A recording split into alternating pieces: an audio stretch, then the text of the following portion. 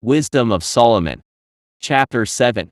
I also am mortal, like all men, a descendant of the first-formed child of earth. And in the womb of a mother I was molded into flesh. Within the period of 10 months, compacted with blood from the seed of a man, and the pleasure of marriage. And when I was born, I began to breathe the common air, and fell upon the kindred earth, and my first sound was a cry like that of all. I was nursed with care in swaddling cloths. For no king has had a different beginning of existence. There is for all mankind one entrance into life, and a common departure. Therefore I prayed, and understanding was given me. I called upon Elohim, and the spirit of wisdom came to me. I preferred her to scepters and thrones, and I accounted wealth as nothing in comparison with her. Neither did I liken to her any priceless gem, because all gold is but a little sand in her sight, and silver will be accounted as clay before her. I loved her more than health and beauty. Hers is a brightness that never grows dim, and I preferred it to any other light. All good things came to me along with her, and in her hands untold riches. I rejoiced in them all, because wisdom leads them. But I did not know that she was their mother. I learned without guile, and I impart without grudging. I do not hide her wealth. For it is an unfailing treasure for men. Those who get it obtain friendship with Elohim, commended for the gifts that come from instruction. May Elohim grant that I speak with judgment, and have thought worthy of what I have received, for he is the guide even of wisdom and the corrector of the wise. For both we and our words are in his hand, as are all understanding and skill in crafts. For it is he who gave me unerring knowledge of what exists, to know the structure of the world, and the activity of the elements. The beginning and end and middle of times, the alternations of the solstices, and the changes of the seasons. The cycles of the year, and the constellations of the stars. The natures of animals and the tempers of wild beasts, the powers of spirits and the reasonings of men, the varieties of plants, and the virtues of roots. I learned both what is secret, and what is manifest. For wisdom, the fashioner of all things taught me.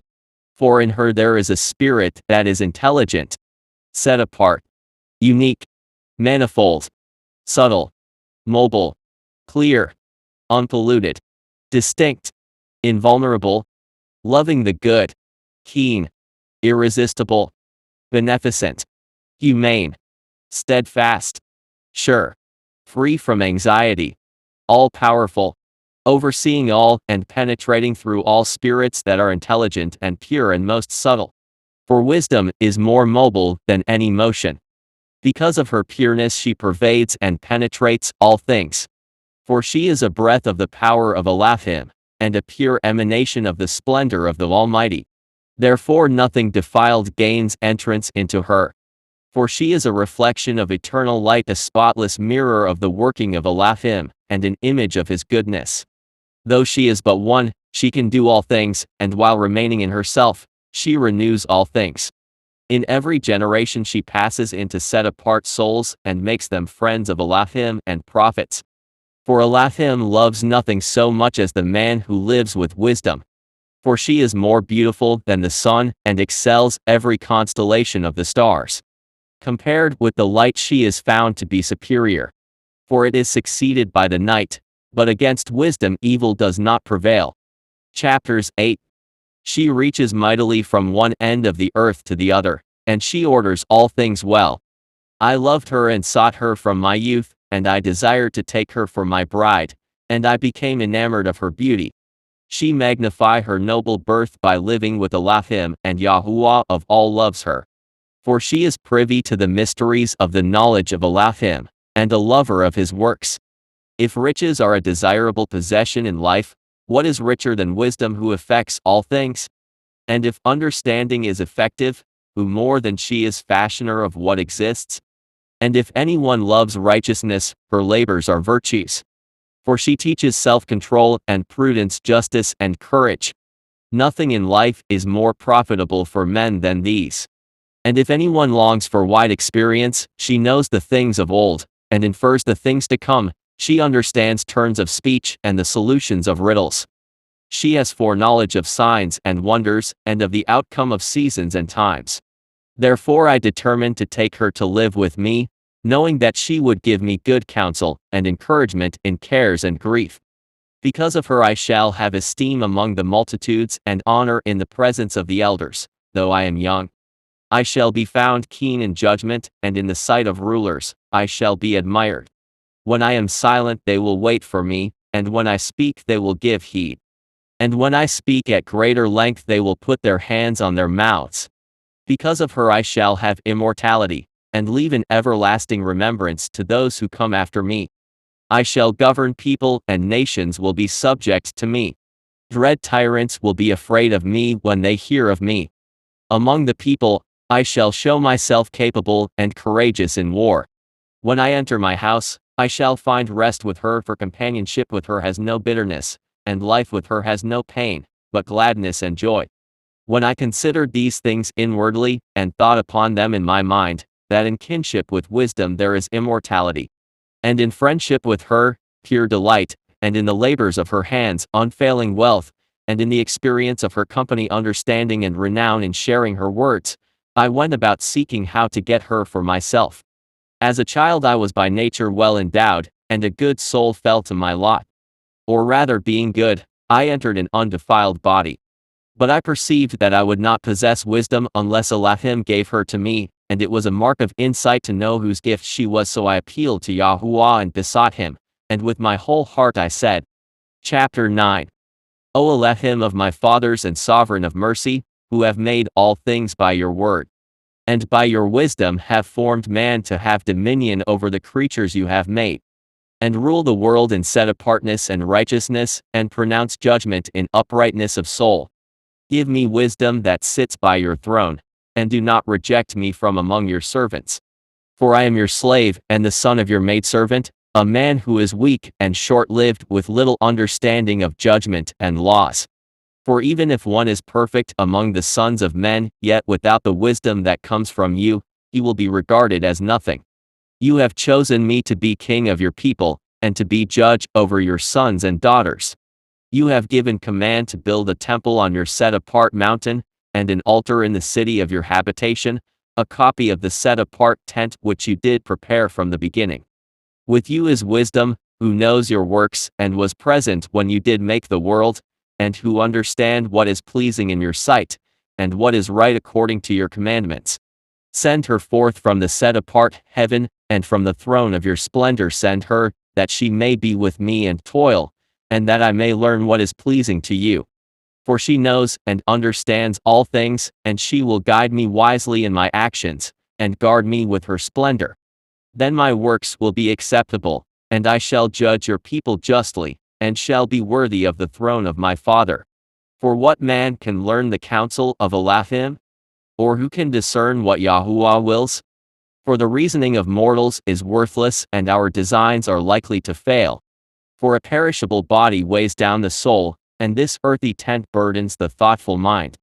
We can hardly guess at what is on earth, and what is at hand we find with labor. But who has traced out what is in the heavens? Who has learned your counsel, unless you have given wisdom and sent your set-apart spirit from on high? And thus the paths of those on earth were set right, and men were taught what pleases you, and were saved by wisdom. Chapter 10. Wisdom protected the first-formed father of the world when he alone had been created. She delivered him from his transgression, and gave him strength to rule all things. But when an unrighteous man departed from her in his anger, he perished, because in rage he slew his brother. When the earth was flooded because of him, wisdom again saved it, steering the righteous man by a paltry piece of wood. Once when the nations were frustrated in their wicked plans, wisdom recognized a righteous man and kept him innocent in Elohim's sight. She gave him strength to obey Elohim's command in spite of his love for his son. Wisdom rescued a righteous man when the unrighteous were perishing. He escaped the fire that descended on the 5 cities. Evidence of their wickedness still remains, a continually smoking wasteland, plants bearing fruit that does not ripen, and a pillar of salt standing as a monument to an unbelieving soul. For because they passed wisdom by, they not only were hindered from recognizing the good, but also left for mankind a reminder of their folly, so that their failures could never be forgotten. Wisdom rescued from troubles those who served her. When a righteous man fled from his brother's wrath, she guided him on straight paths. She showed him the kingdom of Elohim and gave him knowledge of Malachim. She prospered him in his labors, and increased the fruit of his toil. When his oppressors were covetous, she stood by him and made him rich. She protected him from his enemies, and kept him safe from those who lay in wait for him. In his arduous contest she gave him the victory, so that he might learn that righteousness is more powerful than anything. When a righteous man was sold, wisdom did not desert him, but delivered him from sin. She descended with him into the dungeon. And when he was in prison she did not leave him, until she brought him the scepter of a kingdom and authority over his masters. Those who accused him she showed to be false, and she gave him everlasting honor. A set-apart people and blameless race wisdom delivered from a nation of oppressors. She entered the soul of a servant of Yahuwah and withstood dread kings with wonders and signs. She gave set-apart men the reward of their labors. She guided them along a marvelous way, and became a shelter to them by day, and a starry flame through the night. She brought them over the Red Sea and led them through deep waters. But she drowned their enemies and cast them up from the depth of the sea. Therefore the righteous plundered the unrighteous. They sang hymns, O Yahuwah, to your set-apart name, and praised with one accord your defending hand. Because wisdom opened the mouth of the dumb, and made the tongues of babes speak clearly. Chapter 11. Wisdom prospered their works by the hand of a set-apart prophet. They journeyed through an uninhabited wilderness, and pitched their tents in untrodden places. They withstood their enemies and fought off their foes.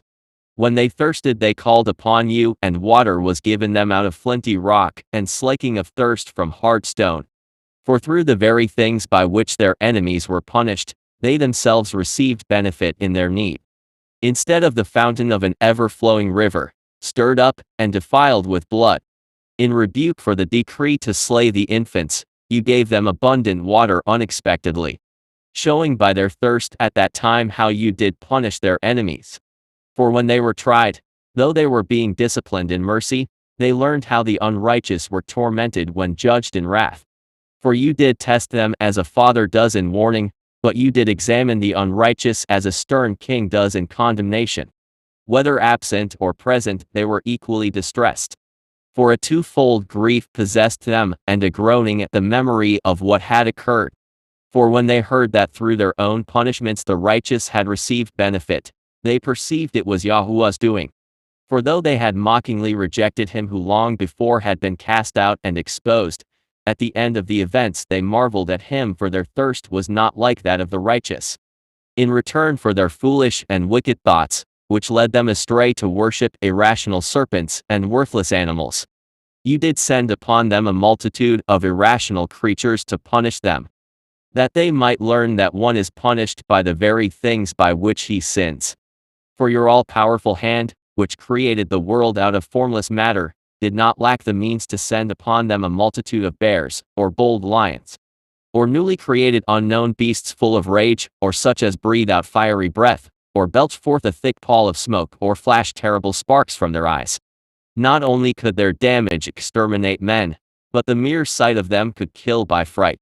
Even apart from these, men could fall at a single breath when pursued by justice and scattered by the breath of your power. But you have arranged all things by measure and number and weight. For it is always in your power to show great strength, and who can withstand the might of your arm? Because the whole world before you is like a speck that tips the scales, and like a drop of morning dew that falls upon the ground. But you are merciful to all, for you can do all things, and you do overlook men's sins that they may repent. For you love all things that exist, and have loathing for none of the things which you have made, for you would not have made anything if you had hated it. How would anything have endured if you had not willed it?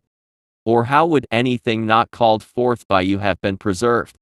You spared all things, for they are yours, O Yahuwah, who love the living. Chapter 12. For your immortal spirit is in all things. Therefore you do correct little by little those who trespass, and do remind, and warn them of the things wherein they sin, that they may be freed from wickedness and put their trust in you, O Yahuwah. For it was your will to destroy by the hands of our fathers both those who dwelt of old in your set-apart land. You did hate for their detestable practices, their works of sorcery and wicked sacrifices, their merciless slaughter of children and their sacrificial feasting on human flesh and blood, with their priests out of the midst of their idolatrous cult. These parents who murder helpless lives, you did will to destroy by the hands of our fathers, that the land most precious of all to you might receive a worthy colony of the servants of Elohim. But even these you did spare, since they were but men, and did send wasps as forerunners of your army to destroy them little by little. You could have allowed the righteous to destroy those unrighteous people in battle. You could have wiped them out immediately with wild animals or with one harsh command. But judging them little by little, you gave them a chance to repent, even though you knew that their origin was evil and their wickedness inborn, and that their way of thinking would never change. For they were an accursed race from the beginning, and it was not through fear of anyone that you did leave them unpunished for their sins. For who will say, "What have you done?" Or will resist your judgment? Who will accuse you for the destruction of nations, which you did make? Or who will come before you to plead as an advocate for unrighteous men? For neither is there any mighty one besides you, whose care is for all men, to whom you should prove that you have not judged unjustly. Nor can any king or tyrant confront you about those whom you have punished. You are righteous and rule all things righteously, deeming it alien to your power to condemn him who does not deserve to be punished. For your strength is the source of righteousness, and your sovereignty over all causes you to spare all. For you do show your strength when men doubt the completeness of your power, and do rebuke any insolence among those who know it. You who are sovereign in strength do judge with mildness, and with great forbearance you do govern us. For you have power to act whenever you do choose. Through such works you have taught your people that the righteous man must be kind, and you have filled your sons with good hope, because you give repentance for sins. For if you did punish, with such great care and indulgence, the enemies of your servants and those deserving of death, granting them time and opportunity to give up their wickedness, with what strictness you have judged your sons, to whose fathers you gave oaths and covenants full of good promises. So while chastening us you scourge our enemies 10,000 times more, so that we may meditate upon your goodness when we judge, and when we are judged we may expect mercy. Therefore those who in folly of life lived unrighteously you did torment through their own abominations. For they went far astray on the paths of error, accepting as mighty ones those animals which even their enemies despised. They were deceived like foolish babes. Therefore, as to thoughtless children, you did send your judgment to mock them. But they that would not be reformed by that correction will experience the deserved judgment of Elohim. For when in their suffering they became incensed at those creatures which they had thought to be mighty ones being punished by means of them, they saw and recognized as the true Elohim him whom they had before refused to know. Therefore the utmost condemnation came upon them. Chapter 13. Surely vain are all men by nature, who are ignorant of Elohim, and they were unable from the good things that are seen to know him who exists, nor did they recognize the craftsman while paying heed to his works. But they supposed that either fire or wind or swift air, or the circle of the stars, or turbulent water, or the luminaries of heaven were the mighty ones that rule the world. If through delight in the beauty of these things men assumed them to be mighty ones, let them know how much better than these is their sovereign, for the author of beauty created them. And if men were amazed at their power in working, let them perceive from them how much more powerful is he who formed them. For from the greatness and beauty of created things comes a corresponding perception of their Creator. Yet these men are little to be blamed, for perhaps they go astray while seeking Elohim, and desiring to find him. For as they live among his works they keep searching, and they trust in what they see, because the things that are seen are beautiful. Yet again, not even they are to be excused. For if they had the power to know so much that they could investigate the world, how did they fail to find sooner the master of these things? But miserable, with their hopes set on dead things, are the men who give the name mighty ones to the works of men's hands, gold and silver fashioned with skill, and likenesses of animals, or a useless stone, the work of an ancient hand. A skilled woodcutter may saw down a tree easy to handle and skillfully strip off all its bark and then with pleasing workmanship make a useful vessel that serves life's needs. And burn the cast-off pieces of his work to prepare his food and eat his fill. But a cast-off piece from among them useful for nothing, a stick crooked and full of knots, he takes and carves with care in his leisure, and shapes it with skill gained in idleness, he forms it like the image of a man. Or makes it like some worthless animal, giving it a coat of red paint and coloring its surface red, and covering every blemish in it with paint. Then he makes for it a niche that befits it, and sets it in the wall, and fastens it there with iron. So he takes thought for it, that it may not fall, because he knows that it cannot help itself, for it is only an image and has need of help. When he prays about possessions and his marriage and children, he is not ashamed to address a lifeless thing. For health he appeals to a thing that is weak. For life he prays to a thing that is dead. For aid he entreats a thing that is utterly inexperienced. For a prosperous journey, a thing that cannot take a step. For money making and work and success with his hands he asks strength of a thing whose hands have no strength.